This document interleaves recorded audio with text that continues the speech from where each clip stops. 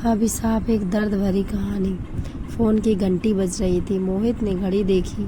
सुबह के 7 बज रहे थे। उसने फ़ोन उठाया। उधर से आवाज़ आई, मैं थाने से बोल रहा हूँ। एक स्त्री रेल से कटकर मर गई है। उसके फ़ोन में लास्ट डायल में आपका नंबर था, इसलिए आपको फ़ोन किया। मोहित को तो काटो खून नहीं। रात तो मौसी से बात हुई थी। बेहद उदासी भरी हताश सी बातें कर रही थी। कल जो कुछ घर में हुआ बता रही थी। आवाज़ में भी बहुत कमज़ोरी थी, लेकिन वो थका हुआ था। उसने कह दिया, मौसी कल शाम घर आकर विस्तार से बात करूँगा। पर अब तो जल्दी से थाने भागा। लाश मोर्चरी से रखी हुई थी। उसने मौसा जी को फ़ोन किया, जो बिजली विभाग में कार्यरत थे। 2 साल पहले ही रिटायर हुए थे। मौसा जी को तो लगा उसकी बात सुनकर सांप सा ही सूंघ गया। मैं आता हूँ कहकर उन्होंने फ़ोन काट दिया।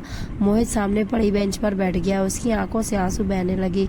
मौसी माँ की लाडली बहन थी, उनसे 6 साल छोटी थी। मोहित भी मौसी के दिल के बहुत करीब था। सोच में डूब गया मोहित।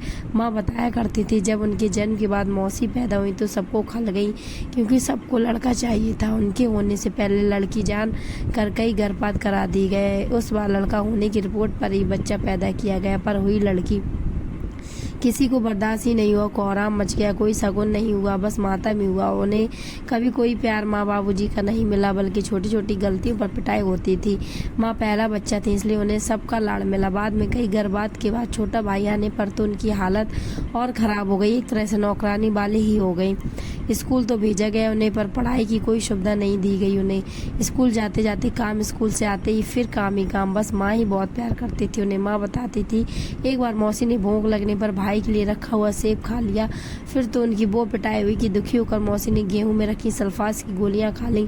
वो तो माँ ने देख लिया। पुलिस के डर के मारे जैसे तैसे उन्हें बचाया गया। माँ की शादी के बाद तो मौसी की हालत और बदतर हो गई। 16 साल की उम्र में उनकी शादी भी कर दी गई हमारे शहर में। पर यहाँ भी मौसी के दुर्भाग्य ने पीछा नहीं छोड़ा। तेज तर्रार सास और विधवा बहन का अज्ञानी पुत्र और भाई निकला उनका पति। दिन रात उनकी सेवा में जुटी रहती। मुँह में तो बोल जैसे थे ही नहीं। उनके मायके वालों ने शादी के बाद उनसे कोई मतलब नहीं रखा। बस कभी कभी माँ से मिलना होता रहता था उनका। अपने दुख दर्द बांट लेती थी उनसे। वो भी बराबर में बैठी सब बातें सुनता रहता था। बात बहुत समझ में उसे नहीं आती थी, पर मौसी के आंसू उसे अच्छे नहीं लगते थे। अपने हाथों से उन्हें पोंछ देता था और मौसी उसे गला लगा लेती थी। उसे बहुत प्यार करती थी मौसी। माँ बताती है, जब एक बार फिर मौसी ने जुल्मों से तंग आकर जान देने की सोची, तभी उन्हें पता चला वो गर्भवती है। उस दिन से वो खुश रहने लगी।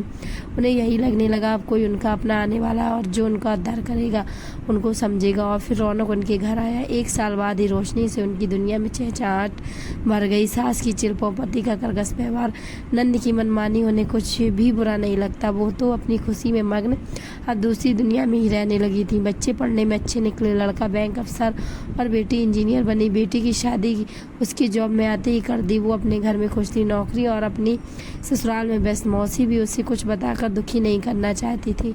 एक बहुत बड़ा झटका मौसी को तब लगा जब उनकी बड़ी बहन यानी उसकी माँ अचानक चल बसी। बहुत फूट फूट कर रोई थी। वो कहती थी, अब मैं अनाथ हो गई। वो तो खुद ही बिल्कुल टूट सा गया था, पर उसने मौसी को गले लगाकर कहा था, मैं हूँ ना। उसने अपनी शादी में उन्हें फ़ोन खरीद कर दिया था भेंट स्वरूप, ताकि जब चाहे उससे बात कर सके। उनके बेटे ने भी प्रेम विवाह किया। पति तो बिल्कुल भी तैयार नहीं थे। हालांकि उन्हें भी लड़की और उसका परिवार ठीक नहीं लगा। फिर भी बेटे की खुशी के लिए बड़े लाल प्यार से बहू घर पर लेकर आई।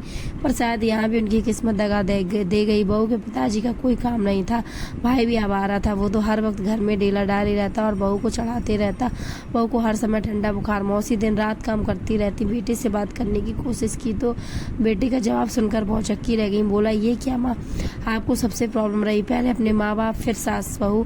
कभी तो एडजस्टमेंट करना सीखो। पापा को भी आपसे इसलिए शिकायत रहती है, कुछ समझती ही नहीं हो आप। मौसी घुट कर रह गई। उन्होंने मन ही मन फैसला कर लिया कि अब वो किसी से कुछ नहीं कहेंगी। जब बहू के पैर भारी हुए, वो सबसे भारी वक्त था उनका। काम भी सारा करती, ऊपर से बहू के इल्जाम। इन्हें मैं खाती हुई अच्छी नहीं लगती, तभी वही बनाती है जो मैं नहीं खाती। अब बहू को रौनक की बुआ जी का भी पूरा संरक्षण प्राप्त था। मौसी तो खाना बनाने से पहले बहू से पूछ कर आती थी क्या खाना, पर अगर वो बेटे से ये कहती तो बेटा सही क्यों मानता। उसे भी अब यही लगने लगा था, माँ ही में ही प्रॉब्लम है, तभी कोई पसंद नहीं करता इन्हें। बहू की माँ लोकल होने की वजह से रोज ही बेटी से मिलने आती और ज्ञान बघार जाती क्या क्या खाना है। मौसी रसोई में उसे पूरा करने में जुटी रहती। कभी जूस, कभी फल, कभी मेवा, कभी दूध। इसी बीच बेटी का भी ट्रांसफर हो गया। पति ने बैठक तक खुद को सीमित कर लिया।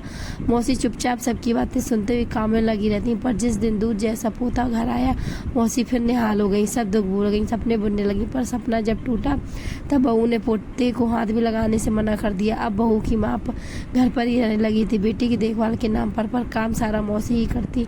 मौसी का शरीर भी टूट गया था, इतना काम नहीं हो पा रहा था, उन्हें बुखार आ गया, तब भी वो काम करती रही, पर कल अचानक बेहोश होकर गिर गई। फिर तो घर में कोहराम ही मच गया। कहा गया जरा सा काम क्या बढ़ गया, इनका नाटक शुरू हो गया। क्या क्या नहीं कहा गया उन्हें। रौनक की बुआ भी कहने लगी, शुरू से आदत है इसकी तो नाटक करने की। बहुत रोई मौसी, और कल रात मौसी उसे फ़ोन करके यही सुना रही थी, पर उसने ठीक से पूरी बात नहीं सुनी।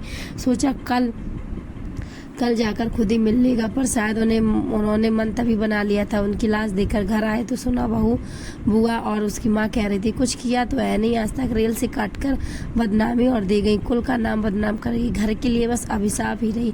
दोस्तों कैसा लगा वीडियो में कमेंट